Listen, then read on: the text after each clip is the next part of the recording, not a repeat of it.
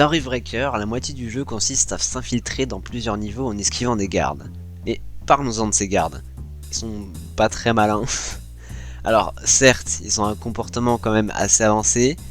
Ils ont une patrouille, s'ils me repèrent, ils me pourchassent. Et ensuite, si je les perds, ils regarderont le dernier endroit où ils m'ont vu.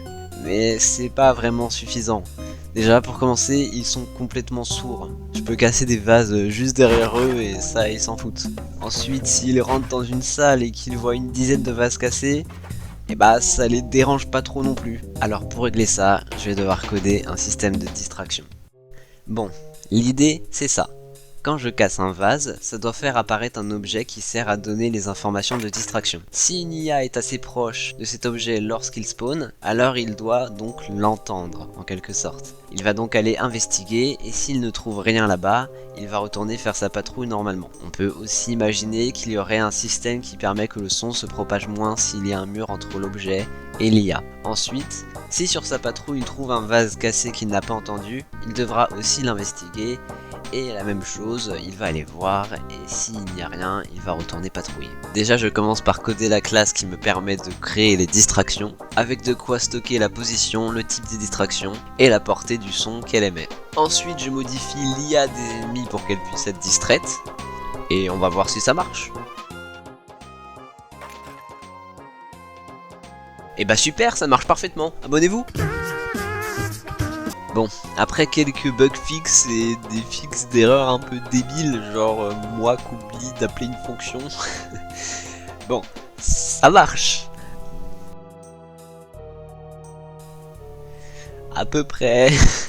Bon, au final, comme vous pouvez le voir, j'ai réussi à le faire fonctionner correctement. Mais il y a quand même quelques soucis qui restent encore. Déjà, je sais pas trop pourquoi, mais mes IA sont parfois aveugles. Déjà, vous pouvez voir que là il me voit plus. C'est assez étrange. Au final, j'ai un peu galéré, mais j'ai quand même trouvé assez vite la source de ce bug. C'était tout simplement la collision de la sortie du niveau qui bloquait le champ de vision du garde. Waouh, j'étais tellement en mode mais voilà, mais c'était sûr en fait. Donc j'ai juste eu à appliquer un petit layer à la sortie du niveau. Un layer, c'est ce qui permet de dire quel objet interagit avec quoi. Ensuite, j'ai dû rajouter un petit truc dans le code pour qu'il prenne ça en compte, et ça marche parfaitement. Plus tard dans la journée, j'ai essayé d'introduire le système de son bloqué par les murs dont j'ai parlé plus tôt, avec mon super schéma d'ailleurs, et ça marche plutôt bien. Maintenant, il reste juste à régler le problème de s'ils rentrent dans une pièce et qu'ils voient des vases cassés, ils ne font rien. Ça risque de pas trop être compliqué, il suffit juste que lorsqu'ils voient un objet de distraction devant eux, ils réagissent comme s'ils l'entendaient tout simplement. Du coup, j'ai essayé de l'implémenter assez rapidement et ça a donné un résultat plutôt bizarre.